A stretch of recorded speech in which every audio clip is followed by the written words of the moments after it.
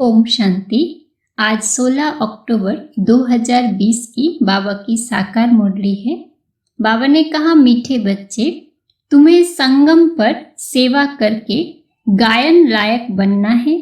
फिर भविष्य में पुरुषोत्तम बनने से तुम पूजा लायक बन जाएंगे।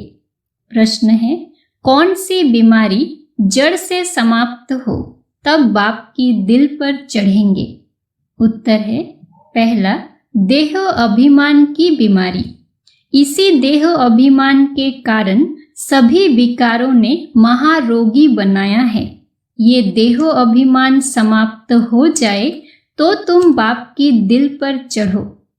दूसरा, दिल पर चढ़ना है तो विशाल बुद्धि बनो, ज्ञान चिता पर बैठो, रूहानी सेवा में लग जाओ और वाणी चलाने के साथ साथ बाप को अच्छी रीति याद करो। गीत है, जाग सजनिया जाग। ओम शांति। मीठे मीठे रूहानी बच्चों ने गीत सुना। रूहानी बाप ने इस साधारण पुराने तन द्वारा मुख से कहा। बाप कहते हैं, मुझे पुराने तन में पुरानी राजधानी में आना पड़ा। अभी ये रावण की राजधानी है। तन भी पराया है क्योंकि इस शरीर में तो पहले से ही आत्मा है। मैं पराये तन में प्रवेश करता हूँ। अपना तन होता तो उसका नाम पड़ता, हमारा नाम बदलता नहीं। मुझे फिर भी कहते हैं शिव बाबा। गीत तो बच्चे रोज सुनते हैं। नवयुग अर्थात नई दुनिया सतयुग आया। अब किसको कहेंगे जागो? आत्माओं को, क्योंकि आत्माएं घोर अंधियारे में सोई पड़ी है, कुछ भी समझ नहीं, बाप को ही नहीं जानते। अब बाप जगाने आए हैं। अभी तुम बेहद के बाप को जानते हो। उनसे बेहद का सुख मिलना है नए युग में। सतयुग को नया कहा जाता है, कलयुग को पुराना युग कहेंगे। विद्वान पंडित आदि कोई भी नहीं जानते। कोई से भी पूछो नया युग फिर पुराना कैसे होता है तो कोई भी बता नहीं सकेंगे। कहेंगे ये तो लाखों वर्ष की बात है। अभी तुम जानते हो हम नए युग से फिर पुराने युग में कैसे आए हैं, अर्थात स्वर्गवासी से नरकवासी कैसे बने हैं। मनुष्य तो कुछ भी नहीं जानते। जिनकी पूजा करते हैं उनकी बायोग्राफी को भी नहीं जानते। जैसे जगदम्बा की पूजा करते हैं, अब वो अम्बा कौन है जानते नहीं। अम्बा वास्तव में माताओं को कहा जाता है, परंतु पूजा तो एक की ही होनी चाहिए। शिव बाबा का भी एक ही अव्यभिचारी यादगार है। अम्बा भी एक है, परंतु जगदम्बा को जानते नहीं। ये है जगदम्बा और लक्ष्मी है जगत की महारानी। तुमको पता है कि जगदम्बा कौन है और जगत महारानी कौन है? ये बातें कभी कोई जान न सके। लक्ष्मी को देवी और जगदम्बा को ब्राह्मणी कहेंगे। ब्राह्मण संगम पर ही होते हैं। इस संगम युग को कोई नहीं जानते। प्रजापिता ब्रह्मा द्वारा नई पुरुषोत्तम सृष्टि रची जाती है। पुरुषोत्तम तुमको वहां देखने में आएंगे। इस समय तुम ब्राह्मण गायन लायक हो, सेवा कर रहे हो, फिर तुम पूजा लायक बनेंगे। ब्रह्मा को इतनी भुजाएं देते हैं, अम्बा को भी क्यों नहीं देंगे? उनके भी तो सब बच्चे हैं ना। माँ बाप ही प्रजापिता बनते हैं। बच्चों को प्रजापिता नहीं कहेंगे।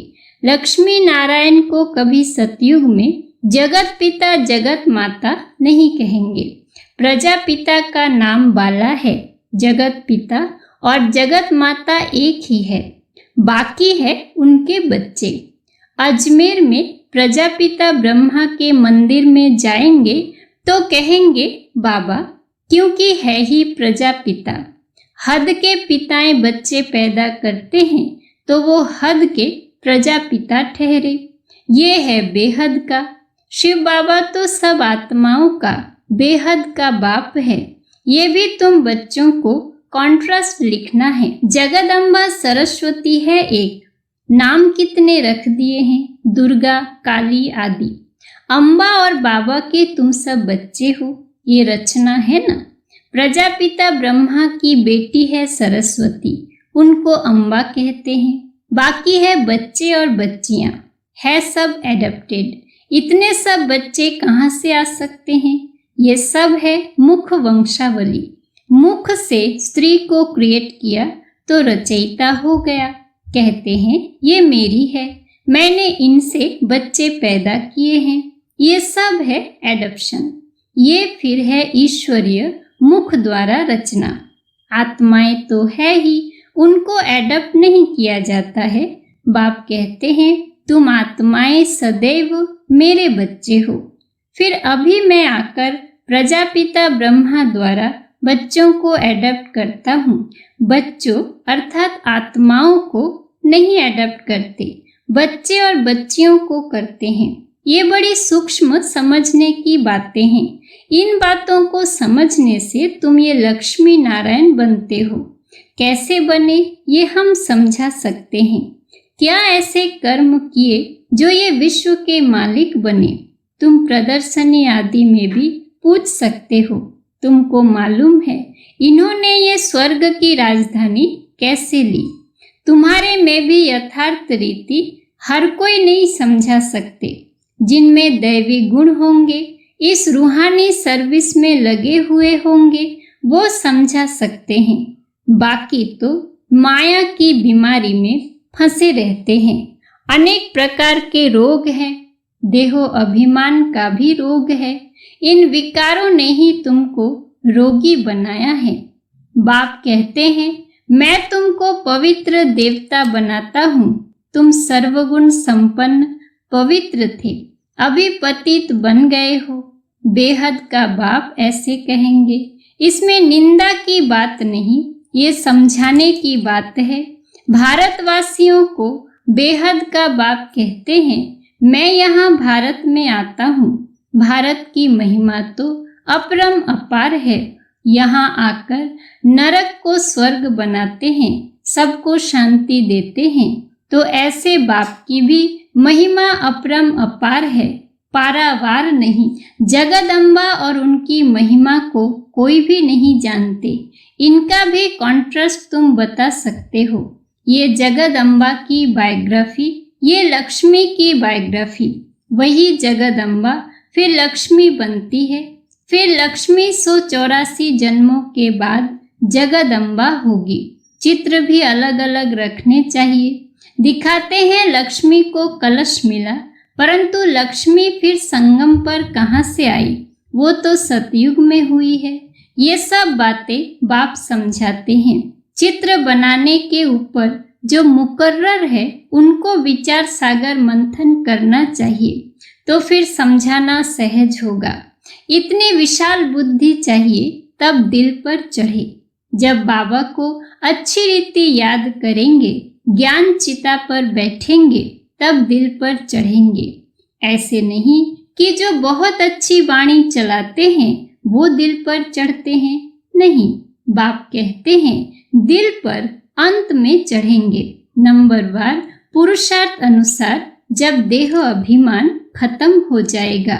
बाप ने समझाया है ब्रह्म ज्ञानी ब्रह्म में लीन होने की मेहनत करते हैं, परंतु ऐसे कोई लीन हो नहीं सकता। बाकी मेहनत करते हैं, उत्तम पद पाते हैं। ऐसे ऐसे महात्मा बनते हैं जो उनको प्लैटिनियम में वजन करते हैं, क्योंकि ब्रह्म में लीन होने की मेहनत तो करते हैं ना, तो मेहनत का भी फल मिलता है। बाकी मुक्ति, जीवन मुक्ति नहीं मिल सकती। तुम बच्चे जानते हो अब ये पुरानी दुनिया गई की गई। इतने बॉम्ब्स बनाए हैं, रखने के लिए थोड़े बनाए हैं। तुम जानते हो पुरानी दुनिया के विनाश के लिए ये बॉम्ब्स काम आएंगे। अनेक प्रकार के बॉम्ब्स है। बाप ज्ञान और योग सिखलाते हैं, फिर राज राजेश्वर डबल सिरताज देवी देवता बनेंगे। कौन सा ऊंच पद है? ब्राह्मण चोटी है ऊपर में, चोटी सबसे ऊपर है। अभी तुम बच्चों को पतित से पावन बनाने बाप आए हैं, फिर तुम भी पतित पावनी बनते हो। ये नशा है। हम सबको पावन बनाए, राज राजेश्वर बना रहे हैं। ये हो नशा हो तो बहुत खुशी में रहे। अपने दिल से पूछो हम कितने को आप समान बनाते हैं। प्रजापिता ब्रह्मा और जगदम्बा दोनों एक जैसे हैं। ब्राह्मणों की रचना रचते हैं। शूद्र से ब्राह्मण बनने की युक्ति बाप ही बताते हैं। ये कोई शास्त्रों में नहीं है, ये है भी गीता का युग। महाभारत लड़ाई भी बरोबर हुई थी। राजयोग एक को सिखाया होगा क्या? मनुष्यों की बुद्धि में फिर अर्जुन और कृष्ण ही है। यहाँ तो ढेर पढ़ते हैं, बैठे भी देखो कैसे साधारण हो। छोटे बच्चे अल्फ बे पढ़ते हैं ना, तुम बैठे हो, तुमको भी अल्फ बे पढ़ा रहे हैं। अल्फ और बे ये है वर्षा। बाप कहते हैं मुझे याद करो तो तुम विश्व के मालिक बनेंगे। कोई भी आसुरी काम नहीं करना है, दैवी गुण धारण करने हैं। देखना है हमारे में कोई अवगुण तो नहीं है।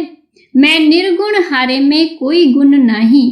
अभी निर्गुण आश्रम भी है, परंतु अर्थ कुछ भी नहीं। निर्गुण अर्थात मेरे में कोई गुण नहीं। अब गुणवान बनाना तो बाप का ही काम है। बाप के टाइटल की टोपी फिर अपने ऊपर रख दी है।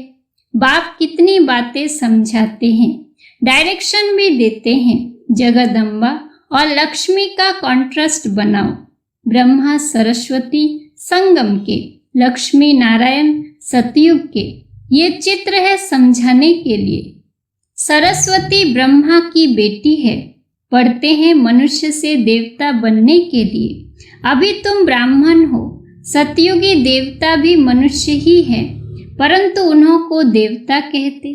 मनुष्य कहने से जैसे इनकी इंसल्ट हो जाती है, इसलिए देवी देवता व भगवान भगवती कह देते हैं।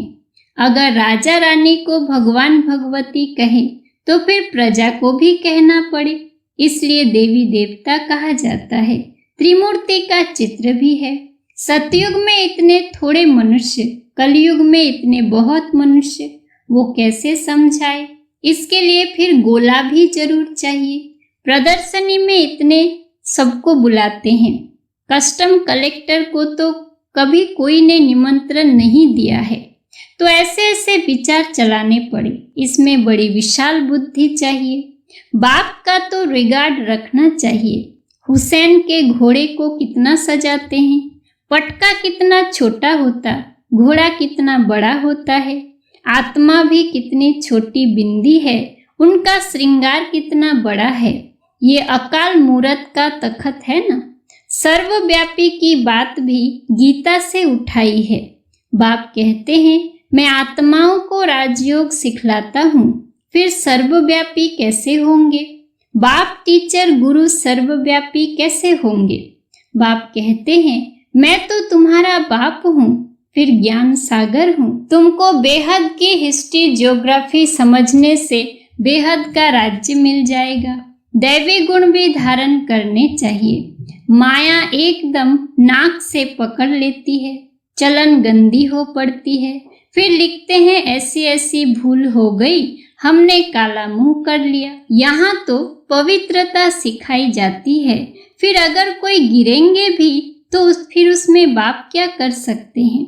घर में कोई बच्चा गंदा हो पड़ता है, काला मुंह कर देता है, तो बाप कहते हैं तुम तो मर जाते तो अच्छा है। बेहद का बाप भर ड्रामा को जानते हैं, फिर भी कहेंगे तो सही ना। तुम औरों को शिक्षा देकर खुद गिरते हो तो 1000 गुना पाप चढ़ जाता है। कहते हैं माया ने थप्पड़ मार दिया। माया ऐसी घूंसा मारती है जो एकदम अक्ल ही गुम कर देती है। बाप समझाते हैं आंखें बड़ी धोखेबाज है, कभी भी कोई विकर्म नहीं करना है। तूफान तो बहुत आएंगे, क्योंकि युद्ध के मैदान में हो ना, पता भी नहीं पड़ता कि क्या होगा। माया झट थप्पड़ लगा देती है। अभी तुम कितने समझदार बनते हो, आत्मा ही समझदार बनती है ना। आत्मा ही बेसमझ थी, अब बाप समझदार बनाते हैं। बहुत देह अभिमान में है, समझते नहीं कि हम आत्मा हैं। बाप हम आत्माओं को पढ़ाते हैं। हम आत्मा इन कानों से सुन रही है। अब बाप कहते हैं कोई भी विकार की बात इन कानों से न सुनो। बाप तुम्हें विश्व का मालिक बनाते हैं। मंजिल बहुत बड़ी है। मौत जब नजदीक आएगा तो फिर तुमको डर लगेगा। मनुष्यों को मरने के समय भी मित्र संबंधी आदि कहते हैं ना, भगवान को याद करो, या कोई अपने गुरु आदि को याद करते हैं। देहधारी को याद करना सिखलाते हैं। बाप तो कहते हैं माम एकम याद करो। ये तो तुम बच्चों की ही बुद्धि में है। बाप फरमान करते हैं माम एकम याद करो। देहधारियों को याद नहीं करना है। माँ बाप भी देहधारी है ना। मैं तो विचित्र हूँ, विदेही हूँ। इसमें बैठ तुमको ज्ञान देता हूँ। तुम अभी ज्ञान और योग सीखते हो। तुम कहते हो ज्ञान सागर बाप द्वारा हम ज्ञान सीख रहे हैं राज राजेश्वरी बनने के लिए। ज्ञान सागर ज्ञान भी सिखलाते हैं, राजयोग भी सिखलाते हैं। अच्छा, मीठे मीठे सिकिलधे बच्चों प्रति माता पिता बाप दादा का याद प्यार और गुड मॉर्निंग। रूहानी बाप की रूहानी बच्चों को नमस्ते। धारणा के लिए मुख्य सार। पहला है, समझदार बन माया के तूफानों से कभी हार नहीं खाना है। आंखें धोखा देती है, इसलिए अपनी संभाल करनी है।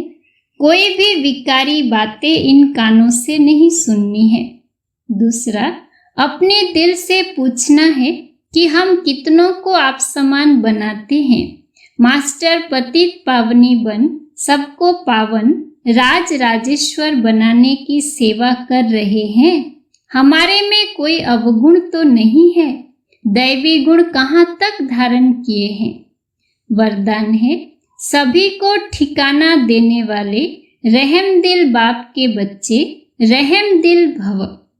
रहम दिल बाप के रहम दिल बच्चे किसी को भी भिखारी के रूप में देखेंगे तो उन्हें रहम आएगा कि इस आत्मा को भी ठिकाना मिल जाए, इसका भी कल्याण हो जाए। उनके संपर्क में जो भी आएगा उसे बाप का परिचय जरूर देंगे। जैसे कोई घर में आता है तो पहले उसे पानी पूछा जाता है, ऐसे ही चला जाए तो बुरा समझते हैं। ऐसे जो भी संपर्क में आता है उसे बाप का परिचय का पानी जरूर पूछो। अर्थात दाता के बच्चे दाता बनकर कुछ न कुछ दो ताकि उसे भी ठिकाना मिल जाए। स्लोगन है, यथार्थ वैराग्य वृत्ति का सहज अर्थ है, जितना न्यारा उतना प्यारा। अच्छा, ओम शांति।